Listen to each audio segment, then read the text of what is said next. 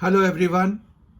General intelligence and reasoning, सामान्य मानसिक और तार्किक क्षमता के इस वीडियो सेशन में M&C एजुकेशन आप सबों का बहुत बहुत स्वागत करता है। आज के इस क्लास में हम सामान्य मानसिक और तार्किक क्षमता के 12 बहुत ही महत्वपूर्ण क्वेश्चंस देखेंगे। ये एक सीरीज है जो कि निरंतर चलता रहेगा उन बच्चों के लिए, उन स्टूडेंट्स के लिए, उन एस्पायरेंट्स के लिए, उन परीक्षार्थियों के लिए जो कि आने वाले समय में कोई ना कोई कॉम्पिटिटिव एग्जामिनेशन फेस करने वाले हैं और जिनके सिलेबस में जनरल इंटेलिजेंस एंड रीजनिंग, सामान्य मानसिक और तार्किक क्षमता वन ऑफ द पेपर्स मतलब एक सब्जेक्ट है। किसी में उसके 25 क्वेश्चन आ रहे हैं, किसी के में 20 क्वेश्चन आ रहे हैं, किसी में 50 क्वेश्चन आ रहे हैं।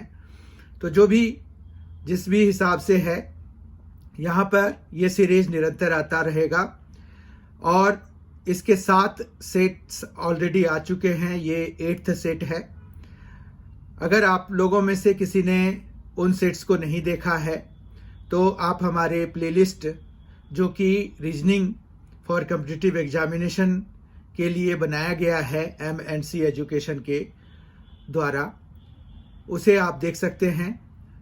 इसलिए आप लोगों में से जिन्होंने M&C एजुकेशन को सब्सक्राइब नहीं किया है, प्लीज़ डू सो और बेल आइकन को भी प्रेस कर दीजिए। उसमें ऑल ऑप्शंस ओपन रखिए ताकि आपको आने वाले जितने भी वीडियोस हैं उसकी नोटिफिकेशन सबसे पहले मिल जाए और आपका कोई मिस ना हो। आइए आज के सेशन की शुरुआत करते हैं।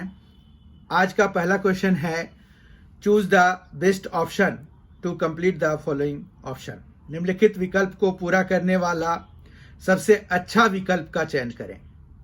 यहाँ पर L 50 के साथ रिलेटेड है तो पूछ रहे हैं कि C किसके साथ रिलेटेड होगा।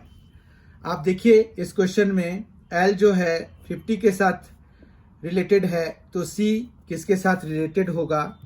तो ये रोमन न्यूमरल से रिलेटेड है। रोमन न्यूमरल में L 50 को रिप्रेजेंट करता है और C जो है वो 100 को रिप्रेजेंट करता है। इस तरह से इसका करेक्ट आंसर हो जाएगा D 100। आइए अब थोड़ा हम रोमन न्यूमरल के बारे में जान लेते हैं।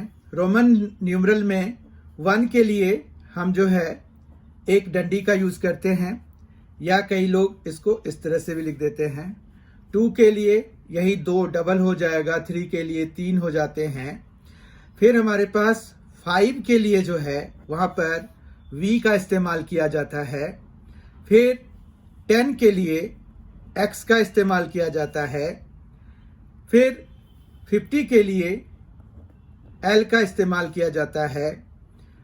100 के लिए C का और 200 के लिए डबल C का इस्तेमाल होता है। इसी तरह से 300 के लिए 3C का और 400 के लिए D का इस्तेमाल होता है। क्योंकि 500 के लिए D का इस्तेमाल होता है और यहाँ पर जब अगर जैसे मान रखिए यहाँ पर ये C है तो C तो 100 को रिप्रेजेंट करता है, वो D के सामने में लगा हुआ है तो हमारा 500 में 100 माइनस होके 400 हो जाता है। ठीक है। इसी तरह से ये जैसे यहाँ पर देखिए 5 है ना, तो 4 अगर बनाना है तो एक डंडी आपको यहाँ सामने लगाना पड़ेगा ताकि V जो 5 को रिप्रेजेंट कर रहा है उसमें 1 माइनस करके हमें 4 मिल जाए। जबकि अगर पीछे लगाते हैं तो वो एड अप हो जाता है।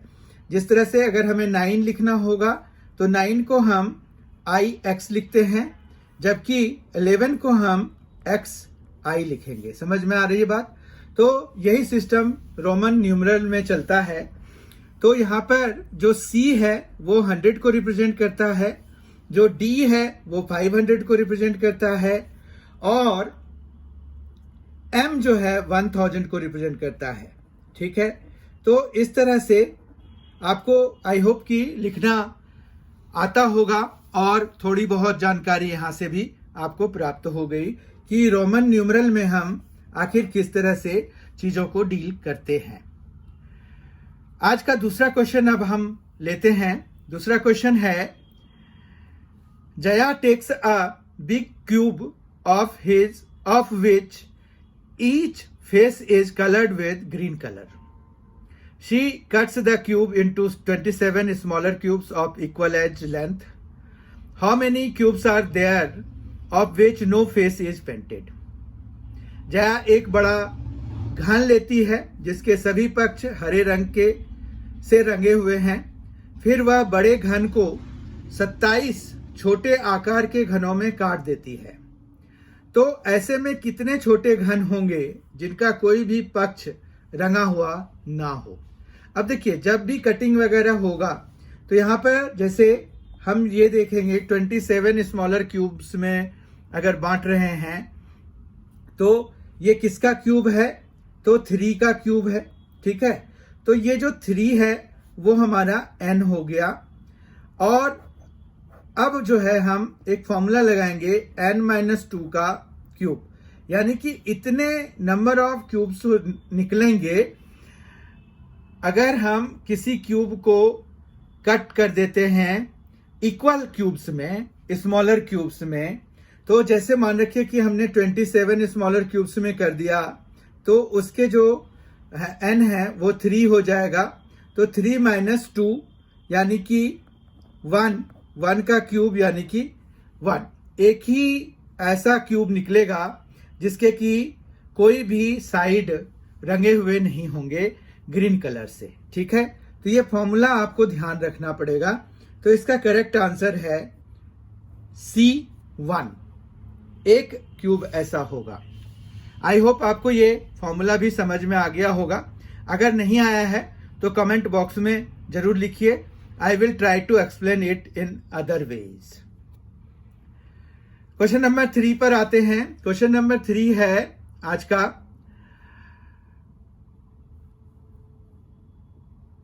select the correct option that best expresses a relationship similar to that expressed in the original pair.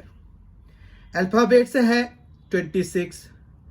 Basketball किससे रिलेटेड होगा। अब देखिए, अल्फाबेट 26 दिया हुआ है, मतलब कितने अल्फाबेट्स होते हैं, तो 26 होते हैं।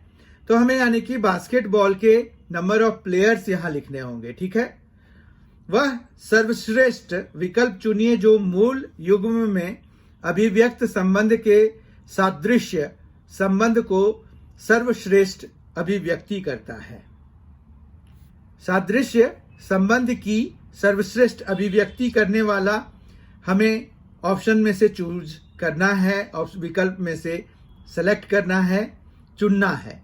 वर्णमाला में 26 है, ये अंग्रेजी वर्णमाला की बात हो रही है, हिंदी में ज्यादा होते हैं। और बास्केटबॉल है तो हमें नंबर ऑफ प्लेयर्स लिखने होंगे। तो बास्केटबॉल में जो नंबर ऑफ प्लेयर्स होते हैं वो होते हैं 5, यानी कि हमारा जो करेक्ट आंसर है वो 5 हो जाएगा, जो कि डी ऑप्शन पर है। तो हमारा क्वेश्चन नंबर 3 के लिए डी ऑप्शन करेक्ट हो जाएगा, डी ऑप्शन सही हो जाएगा। आइए अब क्वेश्चन नंबर 4 देखते हैं। Select the correct option that best expresses a relationship similar to that expressed in the original pair. ये भी क्वेश्चन नंबर 3 जैसा है। यहां पर है ग्रेजुएट, गाउन, प्रिएस्ट, डैश। वह सर्वश्रेष्ठ विकल्प चुनिए जो मूल युग में अभिव्यक्त संबंध के सादृश्य संबंध की सर्वश्रेष्ठ अभिव्यक्ति करता है। स्नातक, गाउन। आपने देखा होगा जो ग्रेजुएशन वाला जो फाइनल डिग्री प्रोग्राम होता है जिसको कन्वोकेशन कहते हैं, तो उसमें स्नातक डिग्री धारी को गाउन पहन के बुलाया जाता है ताकि उन्हें डिग्री दी जा सके। तो उसी तरह से पुरोहित का क्या ड्रेस हो गया, मतलब स्नातक का तो ये ड्रेस हो गया कि भाई आपने यू हैव ग्रेजुएटेड, तो आपको गाउन पहनने का अधिकार मिल गया, पहनना चाहिए। पुरोहित पुरोहित क्या पहनते हैं? तो पुरोहित बेसिकली प्रीस्ट मतलब वो टोपी पहनते हैं, कैसॉक पहनते हैं, जूते पहनते हैं, टाई पहनते हैं। मतलब क्या जरूरी है? तो एक मतलब यूनिकनेस, ठीक है। तो आपका जो यहाँ पर यूनिकनेस जो शो होगा वो कैसॉक से शो होगा।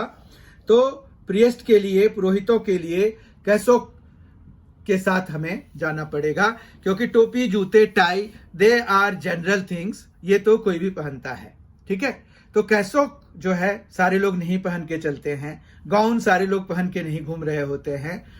वो वाले गाउन जो डिग्री वाले होते हैं, टोपी जिसमें पहना हुआ होता है, वो स्क्वायर उसके ऊपर बना होता है, तो उसकी बात हो रही है। क्वेश्चन नंबर 5 देखते हैं आज का। ये है, in a different coding system lot is coded as 144225400। अब देखिए यहां पर आपके पास 3 लेटर्स हैं, जबकि यहां पर 9 लेटर्स हैं।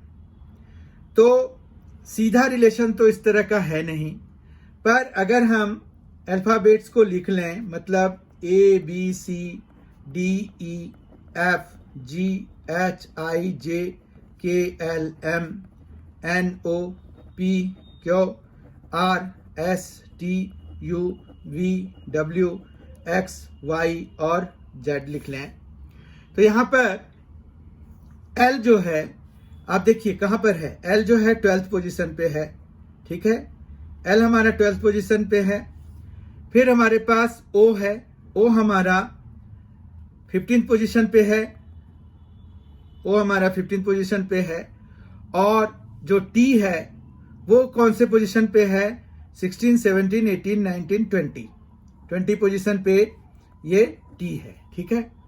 अब आप अगर इसको देखें तो हम अगर ऐसे बांट लें कि ये पहले 3 जो हैं ये L के लिए यूज हुए हैं, तो L तो 12 है। अब 12 और 144 किस तरह से रिलेटेड है? तो 12 का स्क्वायर होता है 144, ठीक बात है। यानी कि हम L, O और T के लिए यहाँ पर 12 का स्क्वायर यूज कर रहे हैं। फिर O के लिए 15 का स्क्वायर यूज कर रहे हैं क्या? तो 15 का स्क्वायर होता है 225, बिल्कुल यूज कर रहे हैं। और T 20 पोजीशन पे है, 20 का स्क्वायर होता है 400, तो हमारे पास ये भी 20 का स्क्वायर है। RYE इज कोडेड एज 324, 625 और 25। तो इसकी जरूरत ऐसे थी नहीं, पर शायद उन्होंने इसलिए भी किया होगा कि जैसे अगर हम देखें तो 9 तक जो भी अल्फाबेट आएंगे उनका 2 डिजिट बनेगा स्क्वायर करने के बाद। तो 2 डिजिट में हमें 0 पहले लगा के उसको 3 डिजिट बनाना है या नहीं बनाना है, उसके लिए ये क्लैरिटी के लिए उन्होंने दे दिया है, ठीक है। तो R जो है, देखिए आप कहां पर है। R है 16, 17, 18 पर R है। 18 का स्क्वायर होता है 324, बिल्कुल सही हो गया, ठीक बात है। फिर जो है Y जो है 25th पोजीशन पे है, जिसका स्क्वायर होता है 625, देख सकते हैं आप। और E जो है, E 5th पोजीशन पे है, जिसका स्क्वायर है 25। समझ में आ गई बात? तो हमें लाइट का कोडिंग कैसे किया जाएगा ये बताना है, ठीक है। हिंदी में आप देख लीजिए, यदि एक भिन्न कूट प्रणाली में लॉट को 144, 225, 400 के रूप में कूटबद्ध किया जाता है तथा RYE को 324, 625, 25 के रूप में कूटबद्ध किया जाता है, तो लाइट को किस रूप में कूटबद्ध किया जाएगा? तो यहां पर अब लाइट पर आ जाते हैं हम। तो L है, I है, G है, H है और T है, ठीक है। तो लाइट के लिए हम देखते हैं कि L हमारा कहां पर है। तो L के लिए हम जो है 12 यूज करेंगे, बिल्कुल इसका स्क्वायर लेंगे। I देखिए हमारा किस पोजीशन पे है, तो ये है 11, 10, 9 पे है I, ठीक है। फिर जो है 9 का स्क्वायर यूज हो जाएगा। G जो है 7 पे है, 7 का स्क्वायर यूज हो जाएगा। H जो है 8 पे है तो 8 स्क्वायर यूज हो जाएगा, और T जो है 20 पोजीशन पे है तो 20 का स्क्वायर हो जाएगा। अब हम एक एक करके देखते हैं। ये हो जाएगा 144, राइट, 144 हो जाएगा ये। उसके बाद हमारे पास क्या आएगा, 9 का स्क्वायर 81, 7 का स्क्वायर 49, 8 का स्क्वायर 64 और 400। तो ये जो बना हमारे पास, जो कूट बना, जो कोड बना, वो है 14481। तो अगर आप यहाँ ऑप्शंस में देखिए तो 14481 सब में है, ठीक है। उसके बाद ये 64 हो गया है, यहाँ पर 49 है, तो 49 वाले दो हैं, यानी कि बी और डी में से कोई होगा। उसके बाद 64 है तो हमारे पास 64 जो है डी पे है, तो इस तरह से डी ऑप्शन इसका करेक्ट हो जाएगा। और करेक्ट करने के बाद आप देख सकते हैं कि ये दोनों नंबर सेम हैं, जो डी पर है वही आपका यहाँ पर कोडिंग के हिसाब से भी बना है, ठीक है। क्वेश्चन नंबर 6 पर आते हैं। क्वेश्चन नंबर 6 है, ई जो है 5 है, ईयर YEAR 49 है, तो लीप क्या होगा। अब देखिए, अगर हम ये पिछला वाला ही यूज कर लें तो हमारे पास यहाँ पर y जो है वो 25 है, YEAR की बात कर रहे हैं, y है 25 पे, e है 5 पे, a है 1 पे और r है 18 पे। देख पा रहे हैं आप। तो जब आप इनको सम कर रहे हैं तो मिल रहा है आपको 49, यानी कि इनके जो लेटर के पोजीशंस हैं, अल्फाबेट के जो पोजीशंस हैं, उनके पोजीशन वैल्यू को नंबर से रिप्रेजेंट करने के बाद हम उनको अगर ऐड करें तो जो वैल्यू आएगी वो इस वर्ड के लिए यूज हो रहा है। यदि E 5 है, YEAR 49 है, तो लीप क्या होगा। तो लीप के लिए हम कोशिश करते हैं बनाने का। L, E, A और P है। L देखिए कहाँ पर है, 12th पोजीशन पे है, तो हम 12 ले लेंगे। E 5 पे है तो 5 ले लेंगे। A 1 पे है और P हमारा है 16th पोजीशन पे। ये देखिए O 15 है तो P हमारा 16 हो जाएगा। ऐड करते हैं तो ये हो गया 17, 18, 24, 34, ठीक है। फिर से चेक कर लेते हैं। 6 + 1 7, 7 + 5 12 + 2 14, 1 कैरी हो गया, 2 और 3 34। 34 इज द करेक्ट आंसर।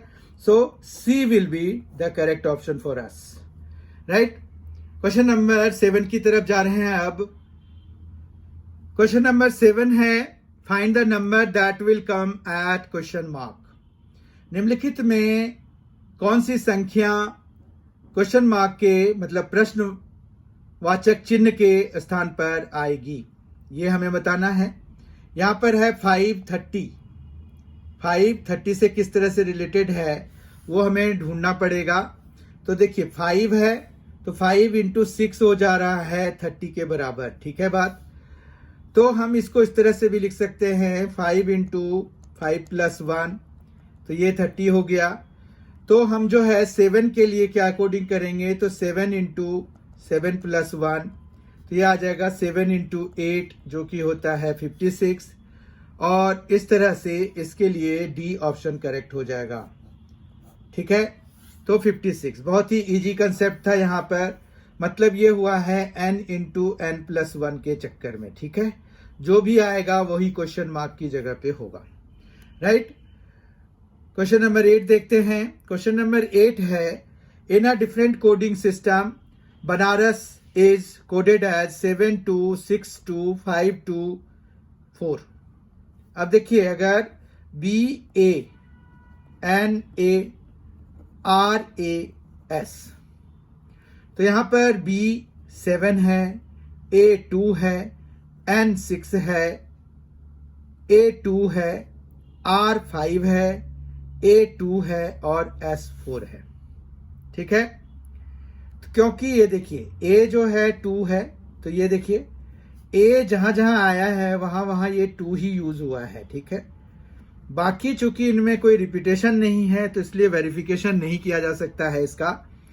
लेकिन हमें कोडिंग करना है, एक्चुअली कोडिंग का उल्टा देखना है कि 426425 किसका कोडिंग है। मतलब हमें वो वर्ड ढूंढना है जिसकी की कोडिंग 426425 के रूप में की गई है। यदि एक भिन्न कूट प्रणाली में बनारस को 7262524 के रूप में कूटबद्ध किया जाता है तो किस शब्द को 426425 के रूप में कूटबद्ध किया जाएगा। ऑप्शंस हैं SNASAR, SANSRA, SANRAS, SANSAR, ठीक है। तो लेट अस सी क्या होगा। देखिए यहाँ पर 4 है, 2 है, 6 है, 4 है, 2 है, 5 है। तो 2 की जगह पे तो A आ जाएगा, ठीक बात है। फिर 4 देखिए, 4 के लिए क्या था, S था, तो S यहां पर भी आ जाएगा, यहां पर भी आ जाएगा। 5 जो है R के लिए यूज हुआ है तो R के लिए 5 यूज हुआ है तो 5 के लिए R आ जाएगा। और 6 जो है N के लिए यूज हुआ है तो N हो गया, तो SANSAR, संसार, मतलब डी ऑप्शन इसका करेक्ट हो जाएगा। आई होप कि आपको ये समझ में आ गया होगा। अच्छा क्वेश्चन है, ये इंपॉर्टेंट क्वेश्चन है, आपको भी ये पूछा जा सकता है। In a code language if CRY is coded as MRYC then gate will be coded as what. एक कोड भाषा में यदि CRY को MRYC लिखा जाता है तो GET को क्या लिखा जाएगा। ऑप्शंस, विकल्प MIEG, MGET, MEGT, METG। हमें पता करना है तो हमें पहले ये देखना होगा कि CRY और MRYC में क्या डिफरेंस है। तो यहां देखिए क्या हुआ है, ये RY यहां पर आ गया है जबकि ये जो C है वो यहां पर है, देख पा रहे हैं आप। और M अपेंड हो गया है, तो वो तो खैर ऑप्शन से भी पता चल रहा है कि M तो हमारे इनिशियल पोजीशन पे बिगिनिंग में अपेंड कर देना है आपको, किसी भी बिना किसी सोचने के, कोई भी चीज सोचना नहीं है, इसके लिए M लगा ही देना है। तो GET है तो M तो लगा ही दीजिए आप। फिर ET मतलब ये चीज जो है यहां पर हमें लेना है और G इधर आ जाएगा। तो आप देख लीजिए METG कौन से ऑप्शन पे है, METG इज एट D, ठीक है। तो D ऑप्शन इसका करेक्ट हो जाएगा। तो 9th क्वेश्चन का D ऑप्शन करेक्ट हो गया। क्वेश्चन नंबर 10 पर आ रहे हैं। क्वेश्चन नंबर 10 है 2 0 3 3 4 6 5 9 देन 7 इज इक्वल टू। यदि 2 इक्वल टू 0 है, 3 3 के बराबर है, 4 6 के बराबर है, 5 9 के बराबर है, तो 7 किसके बराबर होगा। देखिए ये क्वेश्चन बड़ा ही अजीब है। मतलब आप अगर आपने इस तरह के क्वेश्चंस किए होंगे तभी आप इसको कर सकते हैं, इसीलिए बहुत ध्यान से समझ लीजिए। यहाँ पर 2 है, देखिए इसके इनिशियल वाले को लिखिए, मतलब जो लेफ्ट हैंड साइड में है हर एक इक्वालिटी के। तो यहाँ पर 2 है, 3 है, 4 है, 5 है और उसके बाद 7 आ गया है। तो क्या आ जाएगा, 2 फिर 3 फिर 4 फिर 5 और फिर सीधा 7 आ गया, यानी कि 6 यहां पर नहीं है, 7 है। हमें इसका आंसर लिखना है, बहुत ध्यान से करना पड़ेगा इसको। 2 के लिए उन्होंने 0 लिखा है, 3 के लिए 3 लिखा है, 4 के लिए 6 लिख दिया है, 5 के लिए 9 लिख दिया है। तो 6 के लिए क्या हो जाएगा, 12 हो जाएगा, क्योंकि देखिए आप 3 3 का ऐड हो रहा है ना यहाँ पर। ये देखिए इसको +3 करने से आएगा, इसमें भी +3 करेंगे, इसमें भी +3 करेंगे, तो 7 के लिए जो आएगा वो 12 में +3 करने से आएगा, जो कि हमारा 15 है, यानी कि हमारा 7 के बराबर 15 आएगा। यहाँ पर क्वेश्चन मार्क की जगह पे 15 आ जाएगा, तो डी ऑप्शन इसका करेक्ट हो गया। समझ में आई बात। तो ये इस तरह से बनाया जाता है, ये थोड़ा अजीबो गरीब रीजनिंग है, ठीक है। आगे बढ़ते हैं, क्वेश्चन नंबर 11 की तरफ जा रहे हैं हम। आज का क्वेश्चन नंबर 11 है और आज के सेशन का सेकेंड लास्ट क्वेश्चन है। A man walks 2 kilometre towards east, then he turns left and walks 2 kilometre. Again he turns left and walks 2 kilometre more. In which direction is he facing now? एक आदमी पूर्व की ओर 2 kilometre चलता है, फिर वह दाएं मुड़कर 2 किलोमीटर चलता है, वह फिर से बाएं मुड़कर 2 किलोमीटर और चलता है। अब वह किस दिशा की ओर मुख किए हुए है? यहां पर देखिए क्या हो रहा है कि पूर्व की ओर मुंह करके खड़ा है, पूर्व की ओर 2 किलोमीटर चलता है।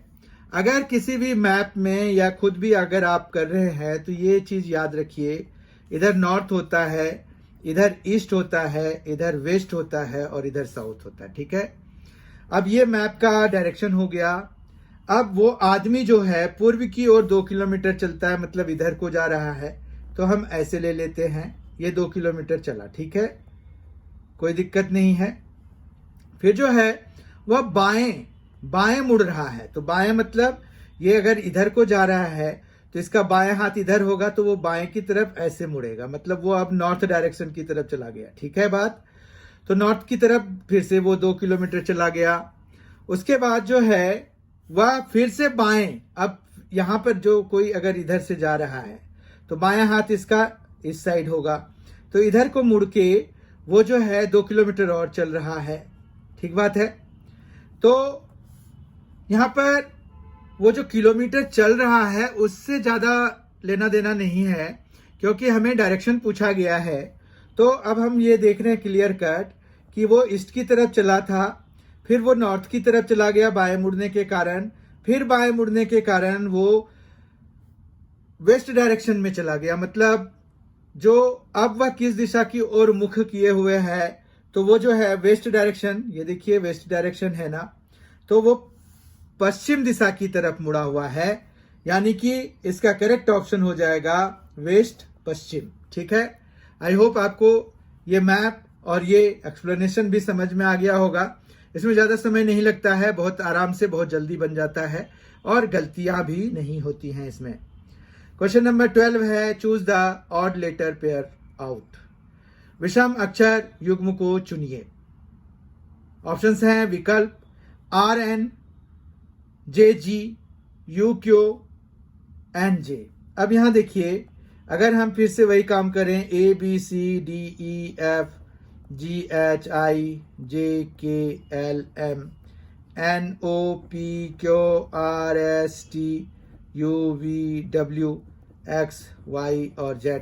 ठीक है, अब देखिए R है और N है, तो एक्चुअली आपके पास R जो है N के बाद आ रहा है 1 2 3 4, फोर्थ पोजीशन पे आ रहा है।